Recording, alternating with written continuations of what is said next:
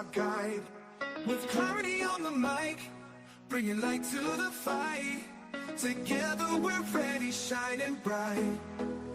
Behind the agenda, plans in our hands. Exploring the progress where every voice stands. From the ground impact to the oil and gas sea. Together we'll build a future strong and keen. We'll dive into the data, the numbers don't lie. Examining the challenges, reaching for the sky. Education, infrastructure, let's pave the way. With fiscal responsibility, we'll seize the day. Behind the agenda, plans in our hands. Exploring the progress where every voice stands. From the ground impact to the oil and gas sea. Together we'll build a future strong and keen. Whoa, tune in every Wednesday, feel the vibe. For the stories and insights that we all prescribe. Plans, policies and progress we'll uncover. With every discussion, let's support one another. Behind the agenda, plans in our hands. Exploring the progress where every voice stands. From the ground impact to the oil and gas sea. Together we'll build a future strong and keen.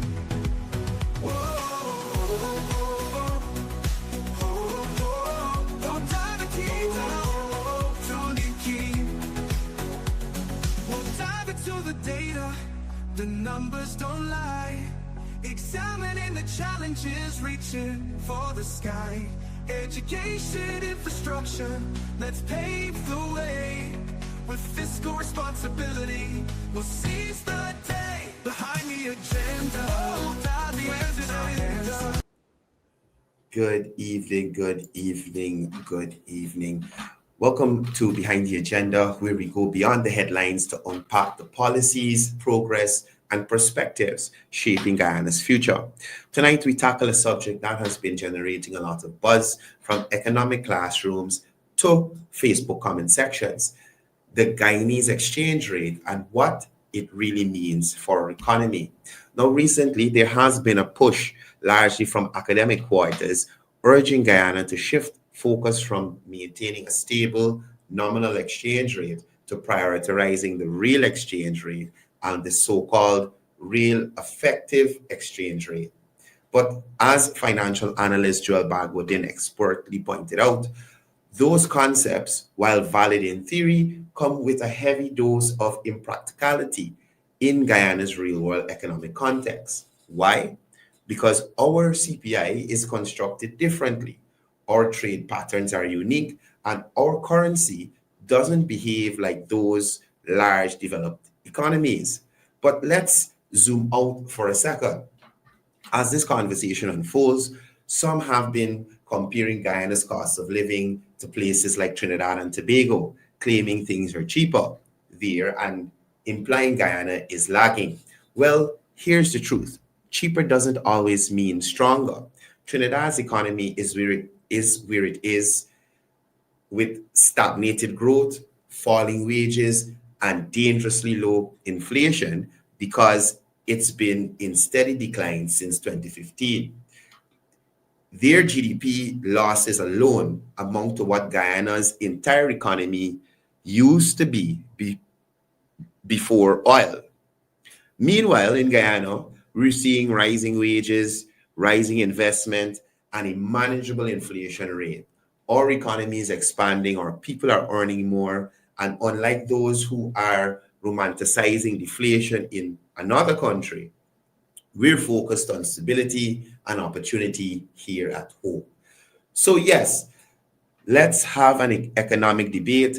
Let's question policies and demand better, but let's also ground our arguments in data, context, and in common sense. Because comparing a rising star to a falling one won't help Guyana shine any brighter.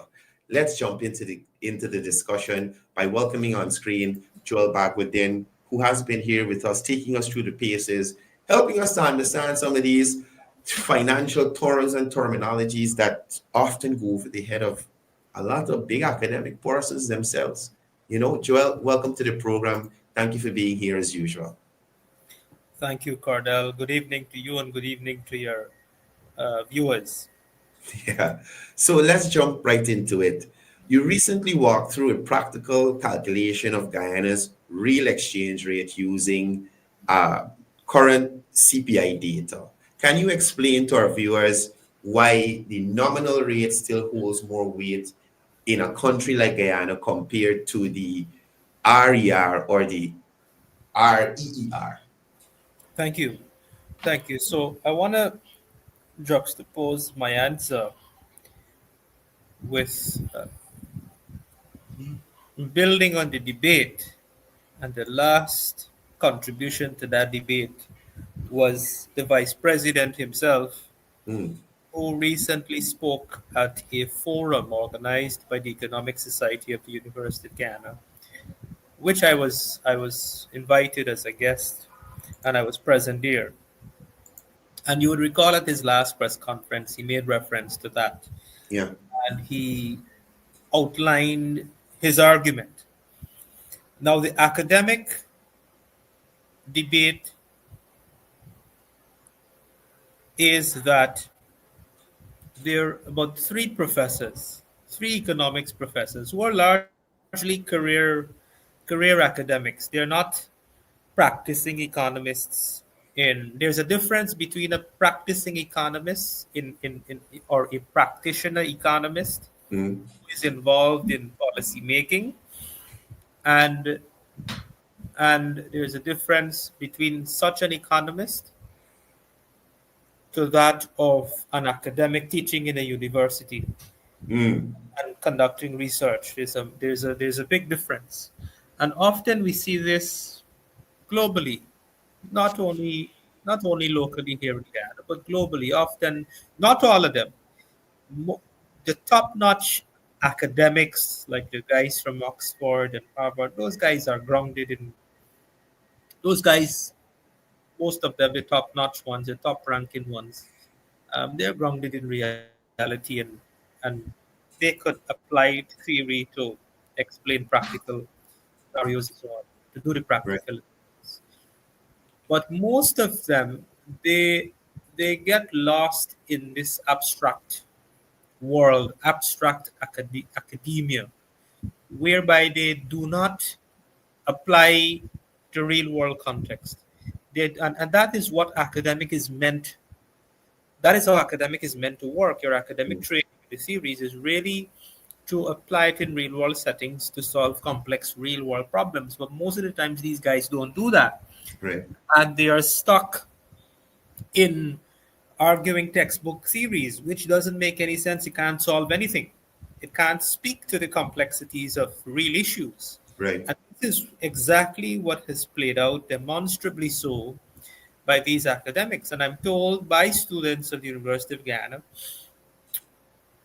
economics students, that there is one particular professor, economics professor, who continues to be stuck in the textbook, and he's stating in a very opinionated manner, not in a hardcore analytical way with the use of data and Mm, calculations, that the vice president is wrong and I am wrong.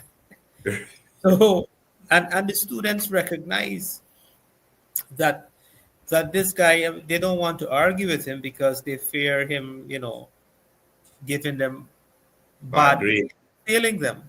But Mm, the students, I think the students have to teach him, because the few students that I've spoken to, and when I was present there, these students are super smart, and they understand this thing way better than the professor who's teaching them economics. wow. Imagine. So, and that was the message that the vice president was trying to drive home to them, that often when you conduct your analyses, it has to be grounded in reality. It has to be applied analysis, not just abstract regurgitation of theory, and Mm, you're hell bent, oh, the theory, this is what the theory says, this is what the textbook says, and you're wrong. So So that's what the core message of the vice president. And then he went on to explain from a practicing policymaker perspective, as a practicing economist, that you have to look at a time series of data.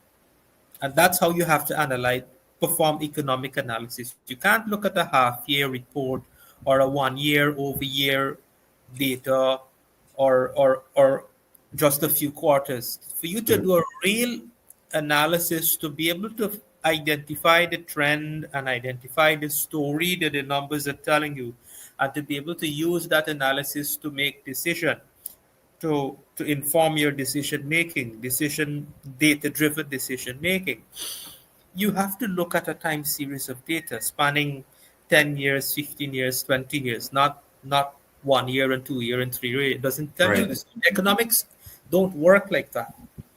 And so that's why he was explaining, and that when you look at over a period of time, a long enough period of time, you will see that the rates are fluctuating.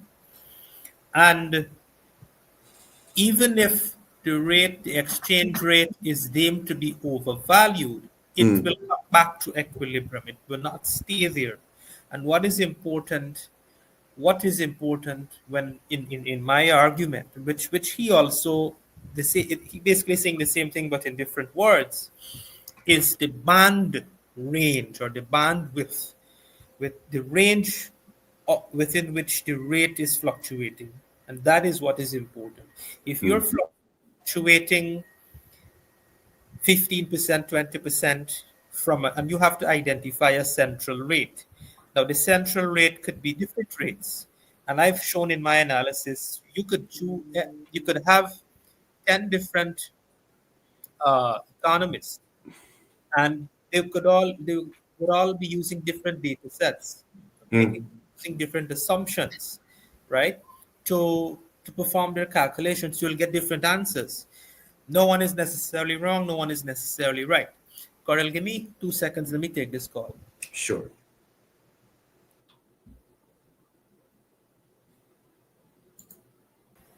Go ahead. Yes, so I explain, for the sake of argument and demonstration, and in my contribution to the debate, extending on it, I explain this is the data that I've used, and these are the assumptions. And Mm, then I went into the technicality now, extending. The vice president spoke of it from a policy perspective. Now I dealt with it in a more technical way in response to these guys to say, listen, if you're making your theoretical argument, then you do the calculation. Because they can't do the calculation. Anybody could do the calculation. The calculation is simple, it's formula driven, right? Once you know basic maths, you could perform the calculation. Where the difficulty and the challenges lie is the data and the variables that you will use and the assumptions that you would use to perform the calculation. And in the real world, you can't to perform when you apply the formula. When you apply the formula to calculate the real exchange rate, for example, mm, you have to use let's say the CPI index, the consumer price index. You got to use the consumer price index, which is one of the variable. Another variable is the exchange rate for the domestic country. Now let's focus on the CPI for the two countries. Let's say we're right. comparing to the US. For you to do that calculation correctly, the CPI has to be comparable. And the CPI, which is the consumer price index, is not comparable. And I've demonstrated that one of the first deficiency or discrepancy, not deficiency, discrepancy, Mm, is that if we use the US consumer price index to calculate the real exchange rate, you would have to make some adjustments, because our consumer price index, the base year is 2009, and the US consumer price index base year is 1984. Wow.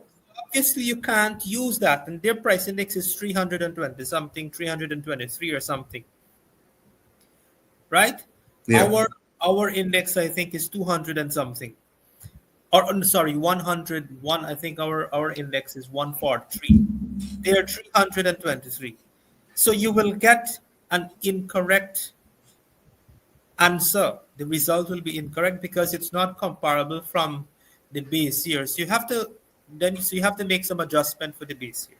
Right. That's one discrepancy. The second discrepancy is that with respect to the comparability of the index, is the basket of goods that it measures. The United States Consumer Price Index measures a wider basket of goods, that we are not measuring. And that is obviously because of the structure and the advanced state of development of their economy and the consumption pattern and so on of their economy, Right. right? So that's a second discrepancy. The third discrepancy is with respect to comparability of the two indices is the weight of the different items in the basket. So for example, the food sub-index in the CPI, right, in our case accounts for a larger weighting in the index, is a larger driver of the index. In the case of the US, energy has a higher weighting than food. Food has a lower weighting, right? Other items have, so the weighting is not equal. Mm. So there are three different dimensions of the index that I've identified where there are discrepancies in respect to its comparability of the two index. And therefore, if you read and understand the theory did not expressly tell you all these things, but the theory assumes it doesn't have to go into that level of detail, but the formula assumes that it is comparable. You can't compare apple and oranges. You got to compare like with like. That is understood. That is a given. And so the theory assumes that the US, whichever index you're using, it has to be comparable from all these dimensions, and it is not. And therefore the result that you will get when you perform the calculation will likely be Mm. incorrect. So Okay.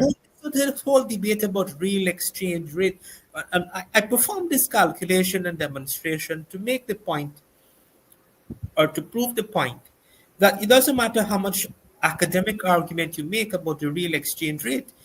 If you attempt to calculate in the real, using real world data, what is the real exchange rate, or what is the real effective exchange rate, it will not give you the correct result. It will not be correct for all those reasons. Mm. Mm. No, no, Joel. Some economists have argued um, that relying on the nominal exchange rate mask inflation or long-term competitive risk. What's your response to that claim? And is Guyana exposed to any of those risks in reality? Sorry, I was distracted. Could you repeat the question? So, some economists have been saying that relying on the nominal rates mask inflation or long-term competitive risk. What is your take on that? And is Guyana exposed to any of these risks in reality? No, that's a flawed argument. Relying on the nominal rate to, if I understand the question correctly, relying on the nominal rate to set policies will drive inflation is absolutely nonsensical, because it is the nominal rate that we use and that any country, most country use, if not all. It is the nominal exchange rate that we use, that we manage to set monetary policies and how we administer, how the central bank and the, let's say, the central bank conducts its monetary operations and monetary policies. Not the real, as I've argued earlier, the real exchange rate is a waste of time because you're not going to get the correct answer. And therefore, if you use an incorrect can't use an incorrect variable to conduct monetary policy operations, Right. manage your monetary operations, Yeah. Yeah. right? So it is the nominal exchange rate that we use to conduct transactions. It is the nominal exchange rate that we use in everything, in all the transactions, whatever it is. And Right. the nominal exchange rate that you use to set your policies and so forth. Now, it is not whether nominal or real that causes inflation. The drivers of inflation has nothing to do with whether it's the nominal rate or the real rate. Nominal and real is a matter for academic fantasy. That's a matter for purely for academic. No, but acad- I think they were putting forward that this nominal rate hides or mask hidden inflation. no, Do it you doesn't agree? hide. It doesn't hide anything. Inflation. So we what are the drivers of inflation? You have demand pull inflation, you have cost push inflation. And in our Mm, case, you have imported inflation because a lot of the goods that we consume, we don't produce here, therefore we import it. And if we are importing 90% of the goods and the capital goods that we consume and we utilize in production, mm, here, it therefore means that the cost factors in those markets from where we are importing it. Whatever the cost drivers in those other in external markets, we don't have any control over it, and therefore it's imported inflation. right. Now, where the nominal exchange rate could cause inflation or lead to inflation is if you have a depreciation, if the exchange rate depreciates. So if the market rate right now is $214 for one, Right. and so and you're importing $1 million, let's say a million US in goods, and you last week you paid $214, and then next week you go to the bank and the rate gone up to $220, then you're paying $6 more on every dollar. Mm, You're paying $6 more, and so that could be inflationary. But how to determine whether to determine the impact on the depreciation or the fluctuation of the exchange rate, it comes back to the bandwidth. mm, So once your exchange rate is fluctuating, meaning appreciating slightly, depreciating, it will always fluctuate. It will always go up and down. So it is the band, it is the band that you allow the rate to fluctuate, within which you allow the rate to move up and down. It is that determines the impact on inflation. So mm, if I've already looked at the data, and from the analysis of the data, we see that the rate is fluctuating within a band of 7%, not exceeding 7 or not exceeding 10, even 10%. The impact on inflation is minimal, if not negligible. right. Impact Right. on inflation is minimal, if not negligible. Now, Yeah. if it exceeds a certain band, then we have to now look at what would be the impact on inflation, what would be the impact on prices at the aggregate level, right? So that is what so that's the answer to that question, whether it's hiding inflation. You got to do the analysis and look at the Right. data. You can't just come up with a theory in your head and you're stuck with that theory, and that theory becomes gospel, or not even a theory, a notion. Mm. And that is what passes off for analysis a lot by these, distinguished academics in our society. They're not doing Trouble. the analysis, and they Yeah. have the audacity to tell the students that I saw the professor at the University of Guyana, economics professor. He said to the students, and he also wrote on the Stabrook News blog that I don't have to look at the data. I don't have to look at the data. I know. I was like, wow. I Trouble. don't have to look. The man boldly says, I don't have to look at the data. I'm telling you this is so because the textbook says so.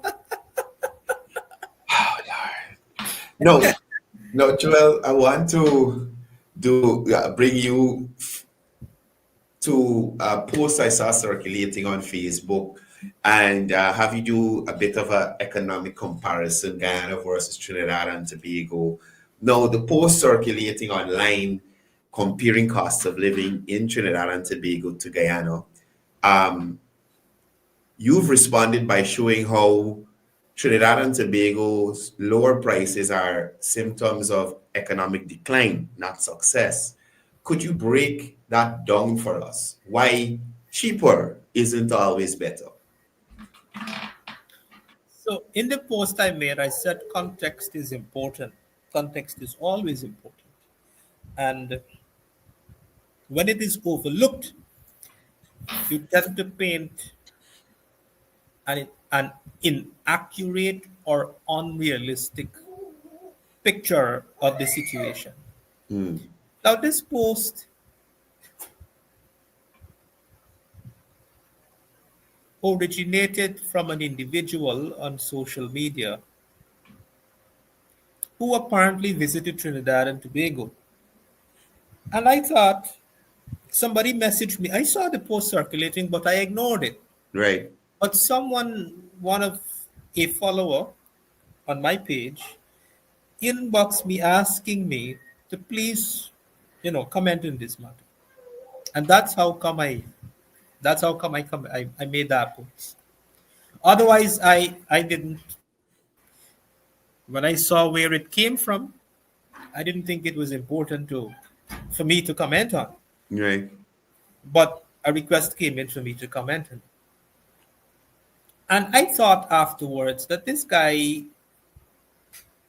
because after I made the post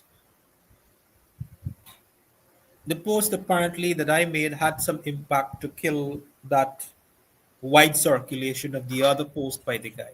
Right. Because people who were monitoring it and on social media messaged me and said they saw this thing. I said, good, that was the whole purpose of me making the post, is to kill the nonsensical argument or notion, not even an argument, a notion, an idea, propagating an idea Yeah.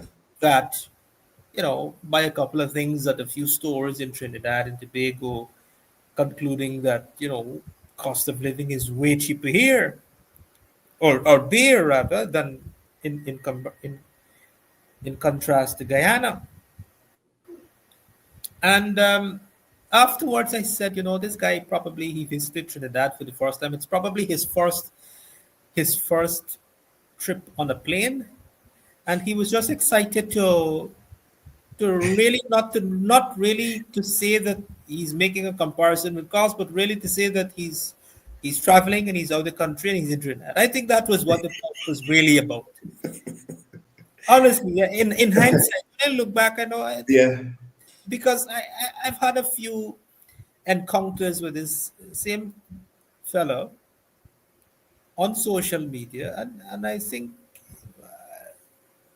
I don't want to disparage him, but I think from my assessment of his personality, I think it had nothing to do with him rushing to compare prices, but him rushing to tell the world that he's in Trinidad. We say in Guyana, never see, come to see. Yes. I think it was one of those moments with him. Right. Coming, but not nonetheless. Let me deal with the seriousness of the question. And as you've correctly surmised, you have to understand and do the analysis again. Trinidad and Tobago has been on a downward trajectory since 2015. Since 2015, and we're now in 2025. So they've been on a downward trajectory. They've had negative growth rates, and then when they finally get some recovery, gets pick up some bit of steam, the growth is nothing fantastic, sluggish growth. So overall, during that period of time, or over that period of time, from 2015 to 2024, they have lost more than $4 billion of GDP, more Mm, than 4 billion US dollars. That is, our pre-oil GDP was $4 billion. Their net foreign sector reserves have been steadily declining. The loss of that reserve is also in excess of 4 billion US dollars. Wages on a downward trajectory, as I've shown the wages index. I've plotted a graph to show the movement of the wages index. So wages are falling, job opportunities are falling, loss of job opportunities, loss of investment, and that mm, is what happens when you're in a state of decline. When an economy is in a state of decline, slow growth, the economy is contracting, unemployment goes up, insecurity goes up, lack of confidence goes up, and everything, all the negative rise and all the positive falls.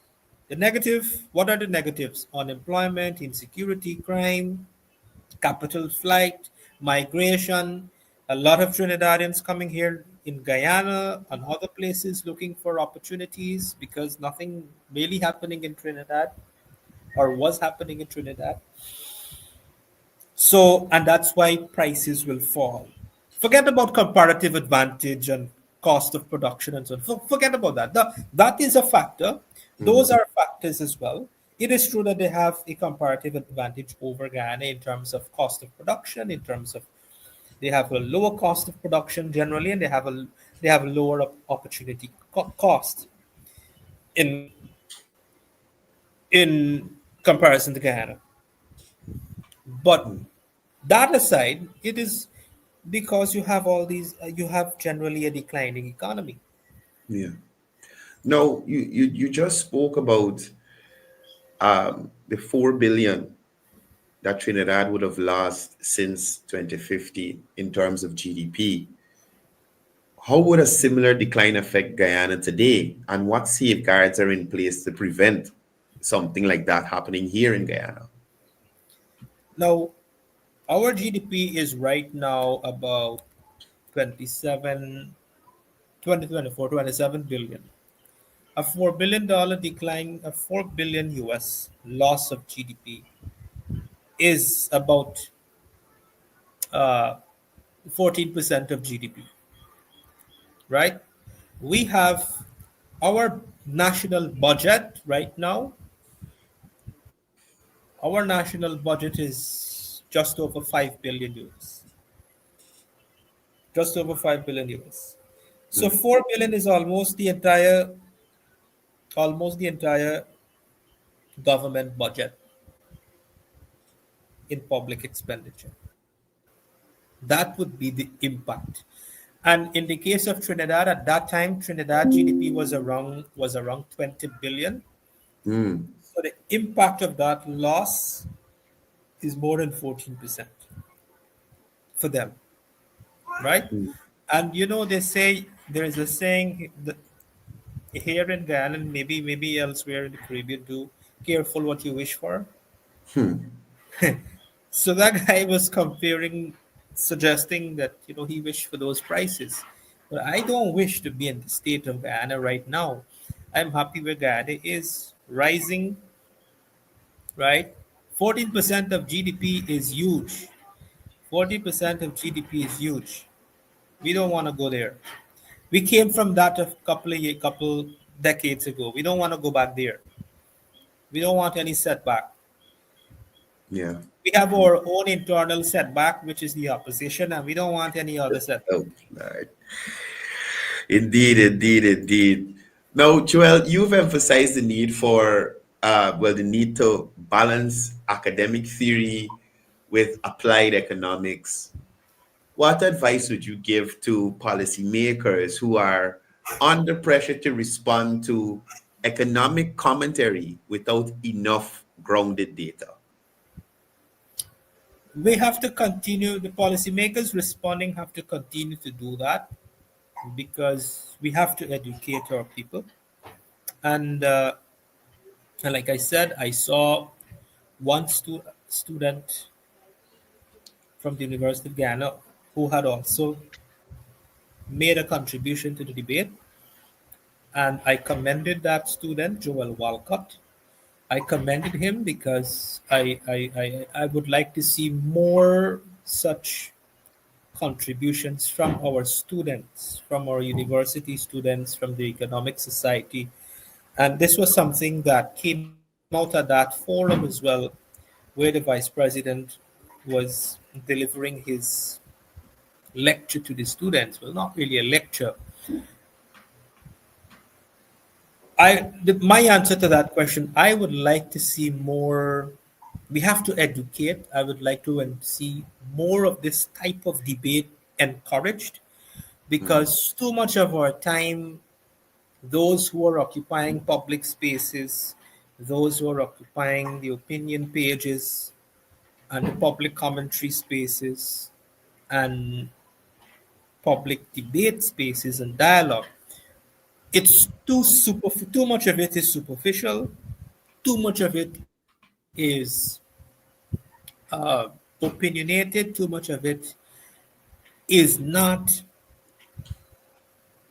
highly scholarly, mm, which is unfortunate. And I would like to see generally that there is an improvement in the quality of our public debates on these matters. yeah.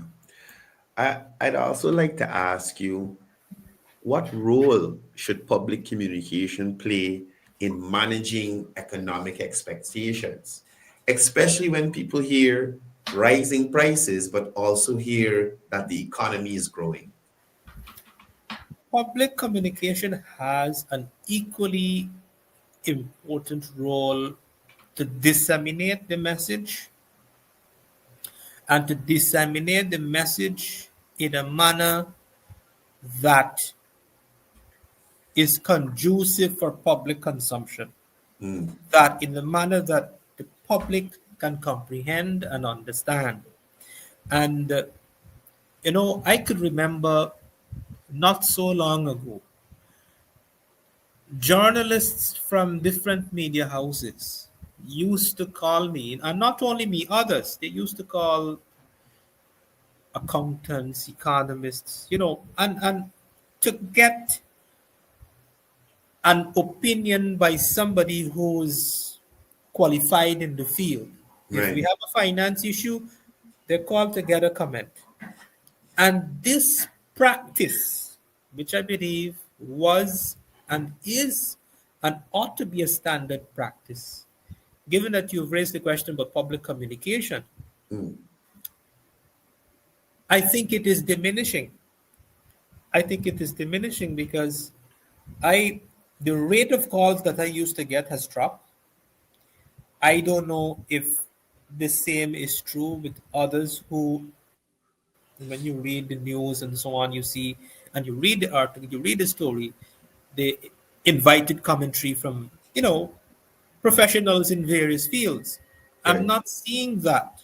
And when I read what is published in the Kaichur News and to a lesser extent the Stabrook News on technical issues, finance matters, economics, policy issues, it is whereby you have just a reporter who is not necessarily trained or have any grounding in finance or economics or policy. And Right. they don't know how to interpret the data or how to interpret and how to present the information, and they give a misleading or a misrepresented report And now people like me got to come to correct it and explain and all of that. A lot of that, I believe, can be mitigated if media houses continue to adopt those practices whereby they solicit, you know, Expert advice. professional opinions. Right. Not necessarily. I just use myself as an example because I used to get a lot of calls from various media houses, including Kaicho News at one point, and and there's a lot of accountants and financial analysts out there, and a lot of economists out there. There's a lot of students, third year students, master students, PhD students that you could get these type of interpretation. Mm-mm. Now, what would you say to critics who claim the government is manipulating the numbers to make things look better than they really are? And can the data speak for itself, in your But opinion? the burden is them. The burden is upon them to so prove. And this is precisely one of the debate that I've had with a professor by the name of Professor Gampat. Mm, He's a distinguished professor in his field. He's been around a long time. I respect him. And it is true that there is always concerns about data quality. And once there is concern and legitimate concerns about data quality, it therefore affects the credibility of the data. mm, So I'm not discounting that you do not have legitimate concerns with respect to data quality and credibility. However, if you are raising concerns and you have a legitimate or a credible basis upon which you are saying that this data is questionable, therefore you have to prove it. And there are ways in which you can do so. There are methodology and approaches in which you can apply to do so. And that is what I do. They don't do it. And this is my problem. If you think there is a problem with the data, okay, what is the problem? Just tell me, show us don't just tell us what you think is the problem. Show us, prove it. Simple, prove it. Now, right. let me give you examples where my own example. When the World Bank a couple of years ago, 2 or 3 years ago, you would recall the World Bank published a fact sheet. And the fact sheet states that poverty is over 40% of the population living in poverty. I disputed that. And I didn't just say that this is wrong, I disputed it by adopting an approach and I proved that it is wrong. I didn't just dispute, I proved. And what did I do? First, I look at the data. So I looked at the data that they relied on. The data was dated. The data that they relied on was since in the ACNU time. Oh, It was 4 years old. They used 4 years old data and presented as the current state of affairs 4 years later. So that was discrepancy. The second thing I did was to look at their methodology. What was their methodology to conduct this analysis? The fact sheet did not state what is the methodology. So I had to go to the World Bank office in Guyana. I emailed the country manager, and interrogated them. Show me transparently your methodology. When I pushed them to show me the methodology that they use, it wasn't even their methodology or their analysis. wow. It was the IDB did a survey. The IDB did a survey with a sample size that accounts for less than 1%. Wow. Less than 1% of the population, a sample size that accounts for less than 1% of the population. That was the survey that they did in the COVID period. And that was the methodology that they relied on. They didn't do nothing. They just pleasure and they plagiarize it. And I accuse them of plagiarism because they did not publish their methodology. They did not explain their methodology. And when approached, when interrogated, when asked to show, it was an IDB report that they made no reference to. Wow. If you're using other people's work or work done by another institution, you have to reference it. You gotta at least put in a footnote. They did not do that, so that's plagiarism. Yeah. That's plagiarism. And then I did my own analysis based on data that I have, based on surveys that I conducted when I was at the private sector commission among the private sector. And I've incorporated what you call extrapolatory techniques, where you don't have data, hard data. In some cases, you extrapolate using other variables. And that was my methodology. And my paper was published. I sent it to the World Bank. It was published widely. I spoke about it on national television. And I demonstrated how I disprove that the 40% is flawed. It's incorrect. It will never be accurate. And that's well documented publicly. And if you go now on the World Bank website for the fact sheet, it's not there. They removed it. Joel.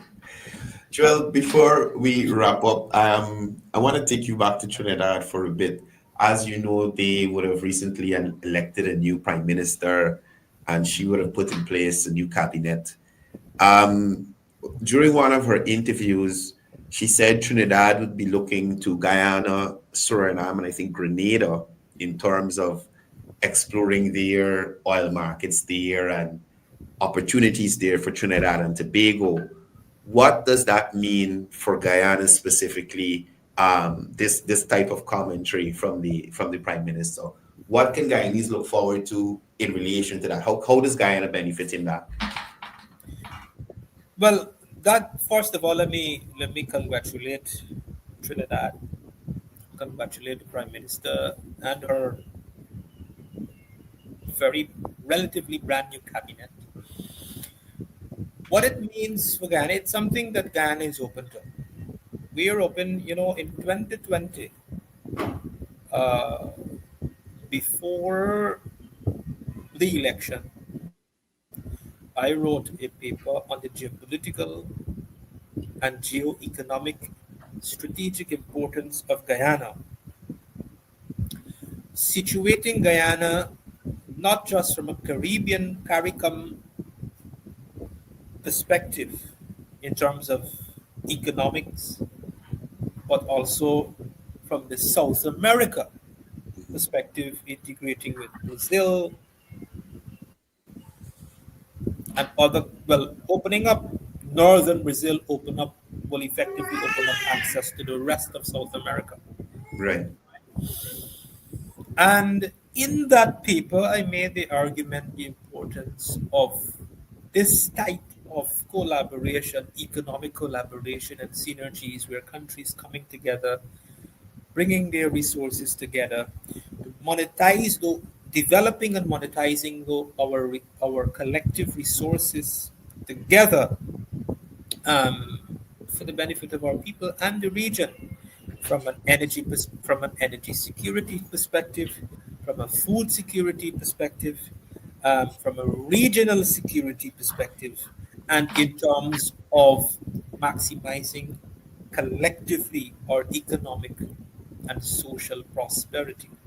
So these are all positive developments that are good for the country, good for the region, good for our peoples, the people of Guyana, the people of Trinidad. Speaking of Suriname, you mentioned Suriname in that equation. Recently, last week, in fact, on the very day that we had the big unrest and riot, that evening I was in Suriname. Right. And maybe our next program, I'll tell you, I'll go into what that visit to Suriname, my visit to Suriname was about. I don't think we have enough time now to get into that. But what it really was, Suriname, the Suriname private sector reached out to the Guyana private sector to for guidance on local content. So I'll talk more about it. Was well attended. Hmm. It was supposed to be virtually, and then the feedback coming in from their members said they prefer to have me there present physically. It will be Right. more interactive. So they flew me over on the afternoon of that same day. It was just about a 1 hour flight or less, just under a 1 hour flight to Suriname. Spoke to them there about 8 in the evening, 8 to 9 for a good 1.5, 2 hours presentation, and the Q&A was excellent. It was very good, and it was well attended. I think it had in the invitation, the letter they wrote to us, they invited 20 persons. We had maybe close to 100 people in the room, Wow. representing 100 businesses, of course. Mm. So, and that was a positive development. That's positive in Suriname, turning to us to learn from our experience. And I am happy individually to help and be part of that process to help them share whatever knowledge I have. And as a country, there, while I was there, I was mindful that I'm not just there as me, Joel Agwandin, but I'm there representing Guyana, Mm. the country. And so I was very happy and pleased and proud to have done that, to have been in that position. And we're happy to share our experience with them and help them through that process to Yeah. get them there. So I'll get into, we could get into the details of that in our next program next week. Yeah. Yeah. But it's interesting to see. Well, I should say, um, clearly Guyana is doing something that's working. If other countries want to follow in that path, whether it's local content or all the other things you may have discussed in relation to oil and gas over there, and how I mean, they have not gone to production as yet. They're not anywhere close to where we are right now. So clearly, we're doing something right over here for them to want to have you come and share that knowledge so that they could pattern themselves after. Um, Joel, I'm studying even to even ask you this. I don't want to involve you in certain things, um, but I'll ask it from a economic standpoint. We've been dealing. You just mentioned on the day of the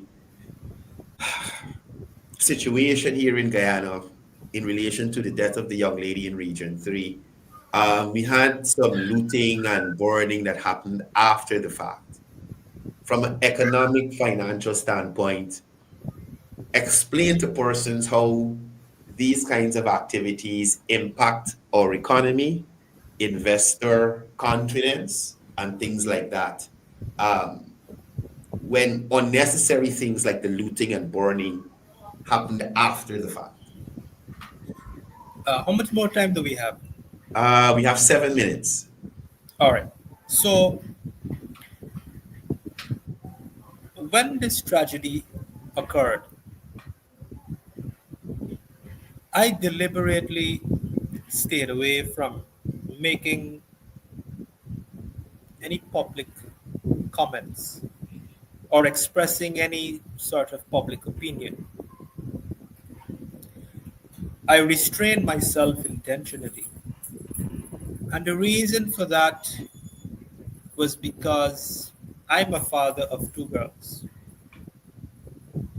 And as the tragedy was unfolding from the time the report was made and it became a public spectacle,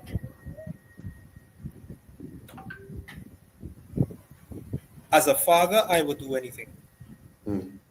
As a father in that situation, anybody would do anything, would do the unthinkable,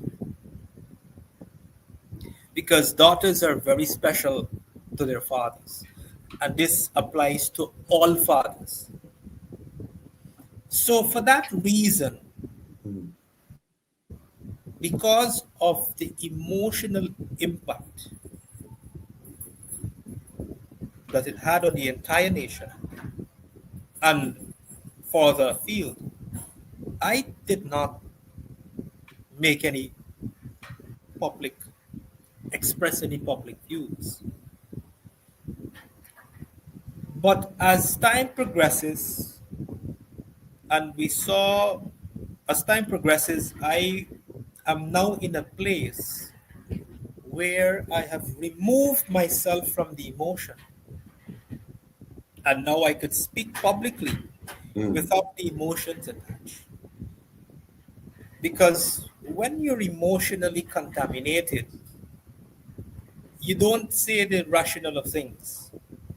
You're not rational. Your thinking is blurred, and and so I did not want to put myself in a position publicly where my emotion overcome me. And Mm. I say the wrong things or express my human nature of irrational thinking in such a state of emotionally overwhelmed. Having said that, now I'm removed. My state of mind is removed from that emotional contamination, and now performing an objective assessment of what have unfolded from then to now. And let me juxtaposition that is with your program this morning, where the callers were expressing, to an extent, my views Mm. that they are now removed from it. They have moved on because it has become political. It is politically hijacked. And somebody got to hold the grandmother accountable. No one has held the grandmother accountable. The question is, are we prepared? Are we prepared to accept the truth? Whatever the truth is, Yeah. whatever the truth is, are we prepared to accept it? Or do we want to concoct a situation which is hijacked by politicians for political reasons and political gains, which is a matter of historical facts in our country?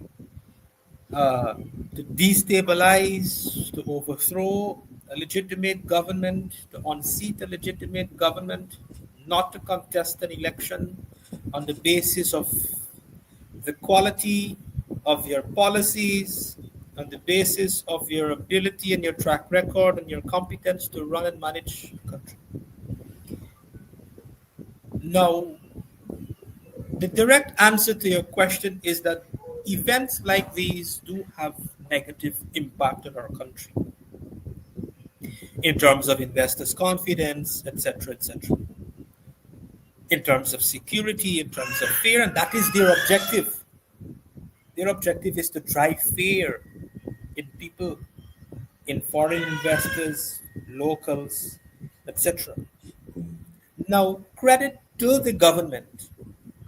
I think they've dealt with it appropriately, and the effect or the impact of such an event was, if not mitigated fully, at least it was minimized. And I can safely say that, and credit to the government. If I'm to come back, I don't want to deal with all the variables of the tragedy. It was dealt with badly. For the public record, let me just say, as you've asked me, I began speaking on it.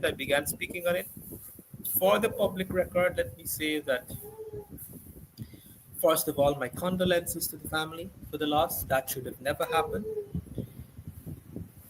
The management of the hotel dealt with it badly, very badly. They ought to be held accountable. The police in that division, they also manage it badly. And in hindsight, while they may be operating within the standard operating protocol, whereby when a person is missing, you have 24 hours. We saw that coming out of that, that policy was changed. We saw that some actions were taken. One senior officer sent an administrative leave. Two junior ranks were services were terminated. The matter is still under investigation. Notwithstanding that, it is always better to err on the side of caution than to err on the side of carelessness or recklessness. I'm not saying that there was any, I'm not saying that there was recklessness, but maybe carelessness. Mm. Although you have the rule, sometimes you have to exercise judgment. So the rule might say 24 hours, but you should have drained the pool immediately. You should have activate some sort of serious action immediately. Exercising judgment, erring on the side of caution. Now that's history. These are lessons to be learned. So I'm not saying that, you know, we have to accept and acknowledge what were the facts that we saw unfold before our eyes. Then there was a post-mortem conducted by three international renowned, respected pathologists, independent pathologists. They delivered the findings. That's the findings. That's the findings. We now have to question, what was the grandmother doing? Was she negligible? Is she accountable? She admitted that she was not paying attention to the girl at all times. Therefore, the girl was left unattended for a period of time. What was she doing during that period when she was not attended or paying attention to her? What was she doing? Yeah. Why is she not being questioned? So I think family members, more so the grandmother, has to answer some questions and take some responsibility. Indeed. Indeed. Joel, thank you for commenting on this matter. Thank you again for sharing and bringing some more light to these economic topics here in Guyana. Guys, do join us next week, same time, same place, for another episode on of Behind the Agenda. Joel, thank you for being here this evening. And viewers, you guys have a wonderful evening and good night. Plenty of progress where every voice tells in the program. From the mountain around the to the